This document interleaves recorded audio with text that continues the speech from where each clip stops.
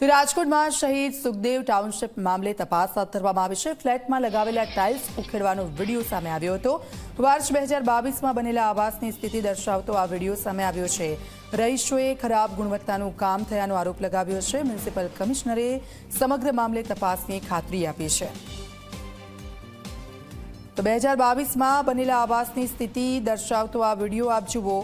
રહીશોએ ખરાબ ગુણવત્તાનું કામ થયાનો આરોપ લગાવ્યો હતો અને કમિશનર ખુદ ત્યાં ગયા હતા, તપાસના આદેશ આપ્યા છે।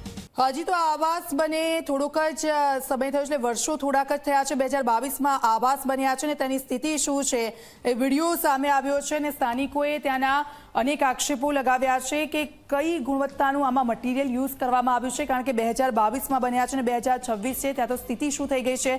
હાલના દિવસોની અંદર આજે તમે જોઈ શકો છો કે ફ્લોર ઉપર ફ્લોરિંગ ઉપડી જાય છે અને એને કારણે ટાઇલ્સ બધી એમને તૂટી જાય, જેમાં સિમેન્ટ વર્ક કરવામાં આવ્યું નથી, કોઈ પણ જાતનું વર્ક કરેલું નથી।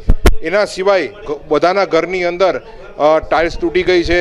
એને ઉપર જ્યારે ઉપાડીએ છીએ ત્યારે અંદર સિમેન્ટ મળતો નથી, કાંઈ કેમિકલ નાખેલું નથી। 30-40 કરોડનું કૌભાંડ હશે એવું લાગે છે, કારણ કે જો આમાં લોટ પાણીને લાકડા જ કરેલા હોય, આમાં નકડો રેતીનો ભૂકો જ નાખેલો છે, ભોગાવો નથી, આ પથ્થરની ભૂકી બનાવેલી છે, ઉપર ખાલી એમ પ્રેસથી બધી દબાવેલી છે।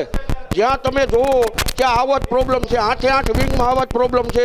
તમે દિવાલમાં જુઓ તો બધે તળાવ્યું, છત ઉપર જુઓ તો તળું પડી ગઈ છે। તો આમાં અમારે રહેવું કઈ રીતના? અમારું સપનું અધૂરું રહી ગયું। અમને એમ કે અમને આ મોદી સાહેબે અમને ખર્ચો કરીને અમને આપ્યા, પણ ઉપરથી પોતે બધા પબ્લિકનું સારું વિચારે, પણ નીચે પબ્લિક માટે હાનિકારક છે।